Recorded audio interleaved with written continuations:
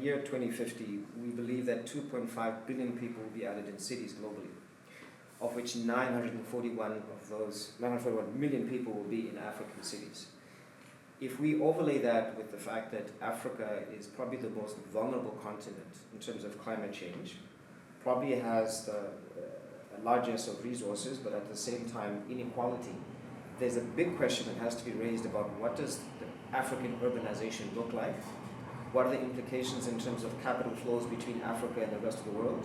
What does it mean for policy formulation? How do we reimagine cities that are both inclusive as well as nature positive? When we think about what does it mean to be Afropolitan, there's a direct connection between resource allocation, the reimagination of cities, but also take into account that this net change in cities, African cities, 38%, will require a different imagination about how do we build and construct cities. And in that building and construction of those cities, there will be implications for social development, there will be implications for job creation, there will be implications about who do we build the city for and how do we build. And once we look at that sort of opportunity and challenge, if you will, I mean, if we think of the sort of youth dividend or the sort of youth bulb, depending on how people look at it, there are very interesting implications for the diaspora in global cities in general. What are those different capital flows? What are those cultural exchanges? What is the relationship between a London and a Lagos? The relationship between a New York and a Cape Town? And how can we, through taking advantage of a climate-smart future in which Africa is not a victim, can we participate in global dialogues for change? We are participants and active agents in the imagination of our future.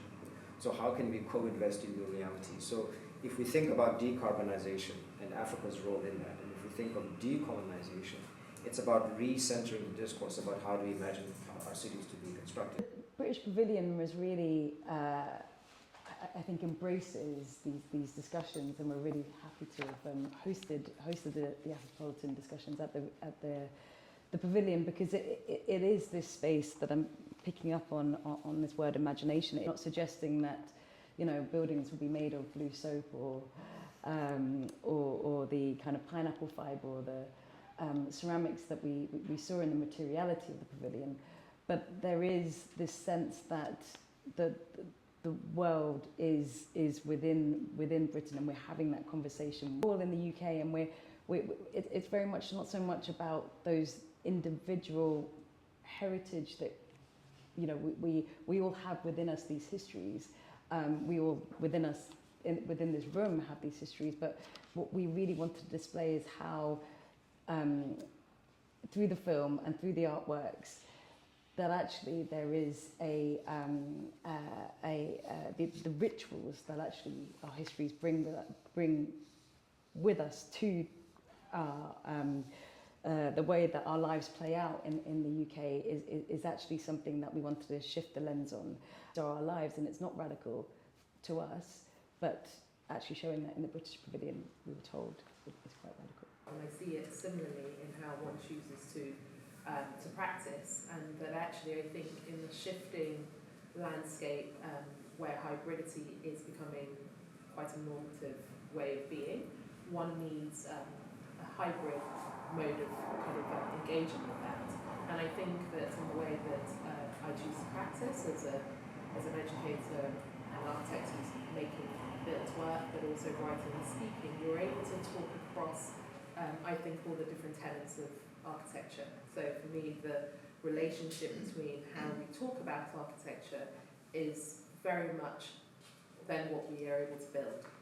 You can't imagine, you can't create the city that you can't imagine, and part of writing about architecture, speaking about architecture, is to channel that imagination, is to channel a new way of thinking about cities. In the same way then, how we build is also a reflection of the conversations that we're having about architecture, and that's why I think the question of hybridity really matters for an Afropolitan future, but also actually a more inclusive future. And I think the role of an architect is as translator, and that hybridity and translation for me share certain synergies. You're able to take what is known and also translate it for the audience, broaden the questions that are being asked in what you're describing or working with. And I think actually for thinking about this sort of Afropolitan, the diaspora. I think this is something that all of us know pretty well, that kind of go-between, that way of working and thinking that is always in between somewhere, elsewhere and home, elsewhere and here. And I think that that's kind of needing to be hybrid or kind of live in a kind of hybridized society or in a hybridized way, for me plays into then how I also choose to practice, because I think actually to think about architecture wholly is to think about it in hybrid form.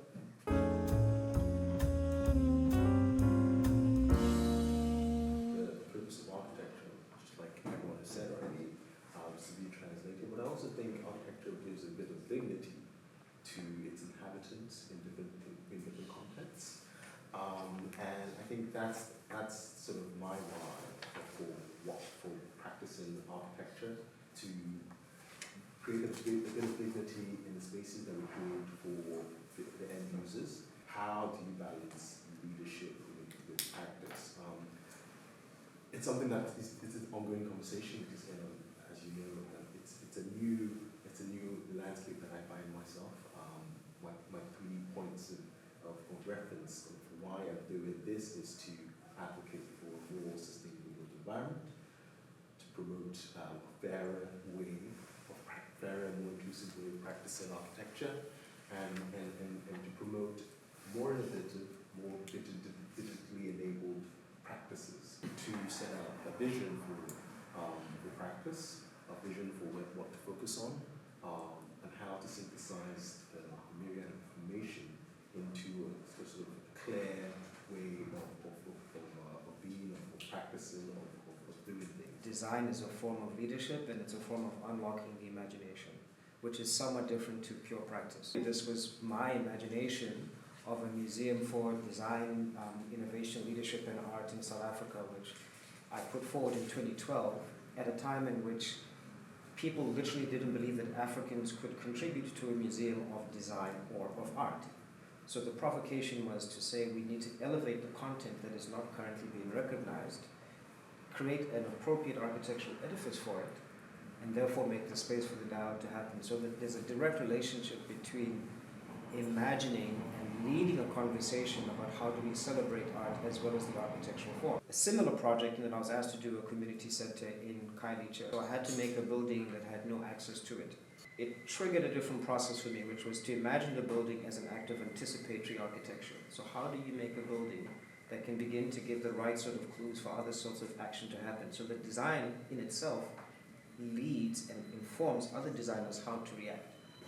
So what that, and particularly when we have emerging cities in large parts of Africa where there's challenges of resources, the design act itself becomes an act of the imagination and a form of leadership. Brings me back to a conversation I had with Nazmin Lahari, a recent Global Medal recipient, and she talks about architects as activators of space. In that conversation, I got the idea of architects as agents for change thing.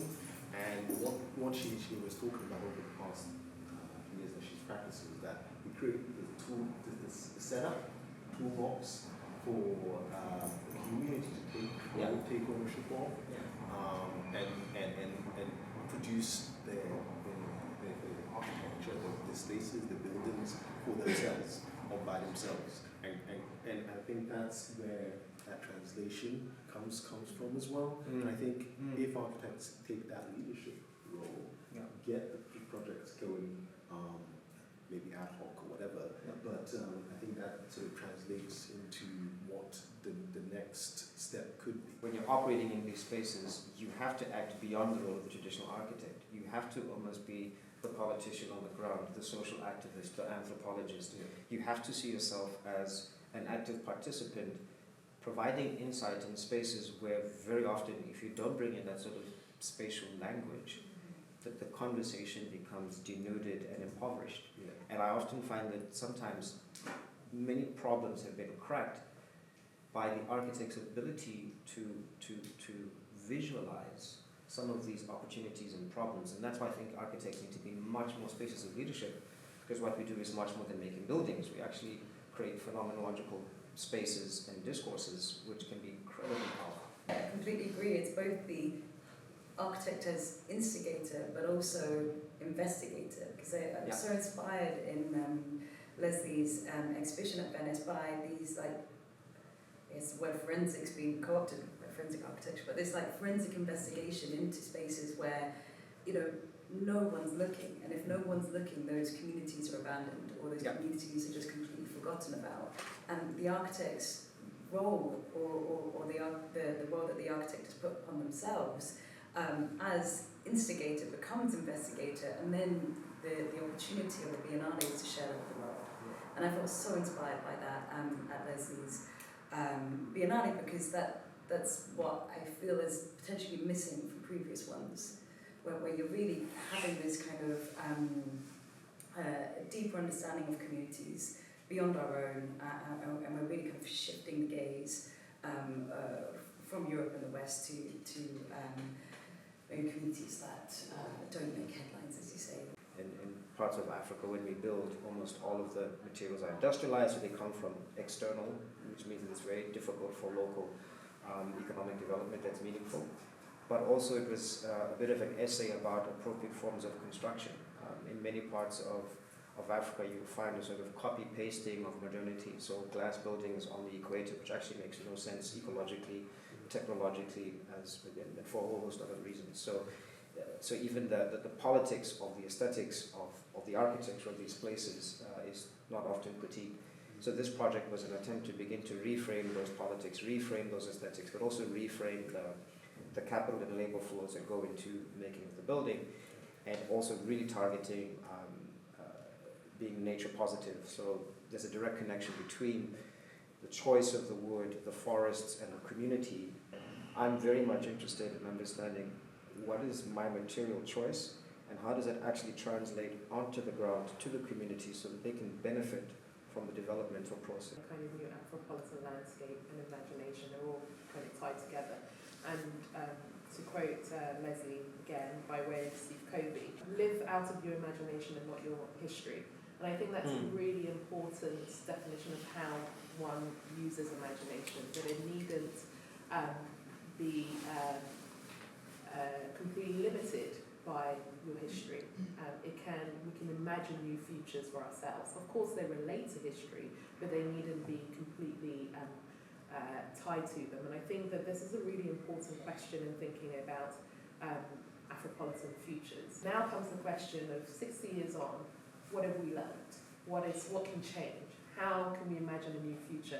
That future, I think, lives in our imaginations, but also in our histories and understanding what it is that we have there. And my teaching practice is always try to question this with students, with the kind of future architects, and I think that as architecture as a profession becomes more diverse, we need to make space for those who are coming in from diverse backgrounds to be able to critique who they are, to bring that to a design discussion, to see their own kind of context, lived experience, spatial understandings reflected in the cities that they're designing and will go out to make. Reflected in Leslie's curatorial statement and position is that this work is not only in defense of, and it's not only to speak against the kind of architectural culture, because I think that limits one's freedom if you're always speaking in defense of what it is that you are. I'm much more interested in enriching the story of what architecture is, because actually I think that benefits us all.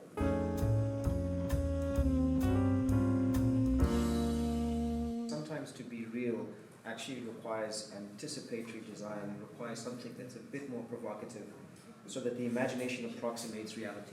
Right? And at the Biennale, the work of Olalekan Jefu is really, I've loved his work, always.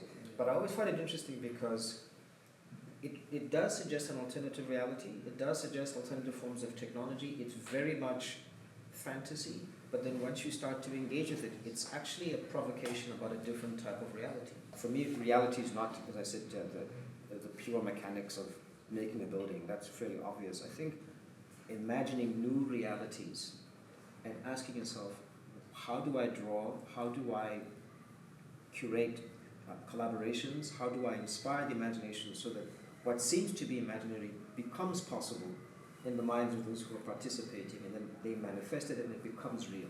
So I think in many ways the architect, I used to tell my students, a good architect is a time traveler, because there's a blank sheet of drawing and you have to imagine a new reality and make it so tangible that you could imagine being there. That's the power of a plan or a section.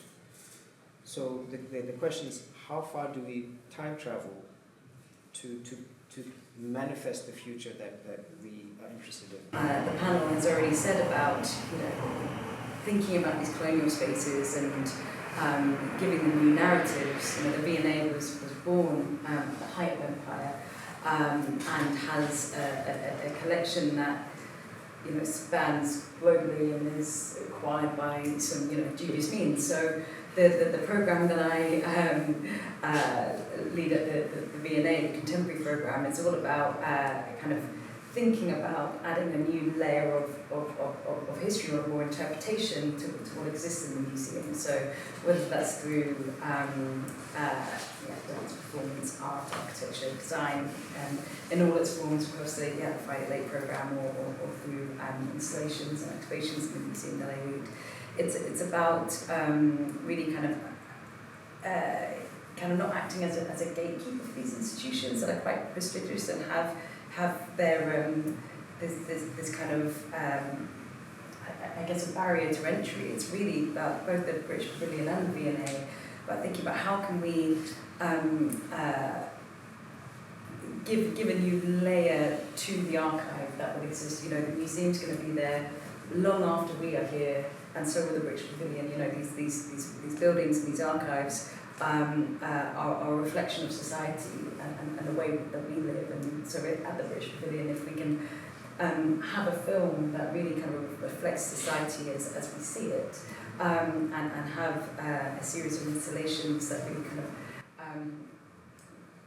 offer new propositions, then I think that's only a good thing for how society in 50 years now will look back